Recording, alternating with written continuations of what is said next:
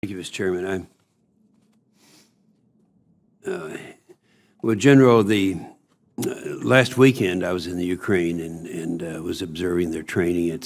The 45th does a great job. In fact, that's the same group that not long ago was providing the same training in Afghanistan and Iraq.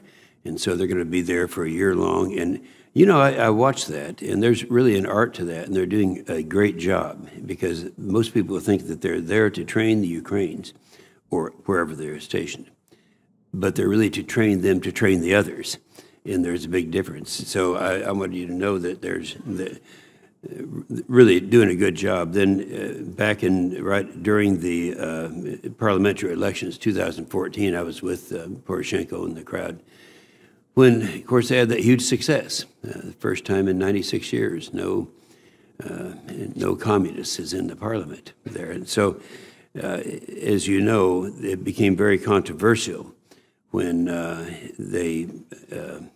after that took place and Putin started killing Ukrainians. We wanted to provide the lethal defensive assistance. Our committee was pretty much unanimous on that. The administration was not that excited about it. So we, in both the fiscal year 16, we authorized $300,000, and in fiscal year 17, authorized $350,000 for the security assistance for the Ukraine, including lethal assistance such as anti-armor weapons. So General Dunford, during his nomination hearing, said in his quote, he said, "I think it's reasonable that we provide that lethal support for the Ukrainians. And frankly, without that kind of support, we're not going to be able to protect themselves against the Russia aggression." So I'd kind of like get your idea. Do you agree with him? Do you agree also that we need to provide that assistance? What are we providing now, and how much more should we? Senator, thank you. In short, yes, I do agree with him. I've been there twice recently. I would note that I agree.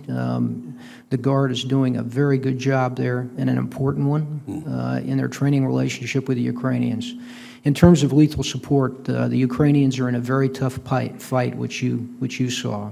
They're very disciplined soldiers, but they're facing what we say are separatists. They're actually Russian proxies in my mind. They're being provided very lethal equipment. The Russians are providing the separatists that. The Russians are also testing some of their new TTPs there.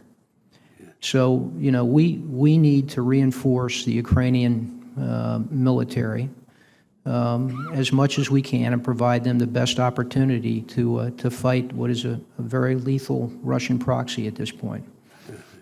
Well, and I agree with that. I have a question for the record as to what kind of equipment specifically we should do. But I want to mention one thing. Do you happen to know, his name is Fatmir Medu. He was the Secretary of Defense in the Albanian Defense. They had a meeting, and I happened to be attending that meeting. It was in January 31st, kind of a roundtable talking about ISIS and the threat in the Balkans, and it was kind of revealing. And apparently, a lot of the ISIS recruiting is taking place in the Balkans right now. And do you have any comment to make as to what our activity is there in terms of what the threat is there, and are we working with them as closely as we should? I'm very concerned about the stability in the Balkans, and one of the reasons is that what is generally a moderate or Western-looking Islamic population is increasingly being affected by extremist influence there. And part of that is recruiting for ISIS. Mm-hmm. And so it's a trend right now. It's one I think we have to pay very close attention to. Okay, that's good. I appreciate it. Now, my time has expired, but I do want to, for the record, I'd like to get as specific information as we could as to what best we could afford to send over there against the aggression that they have. Okay? Yes, sir. Thank you. Thank you.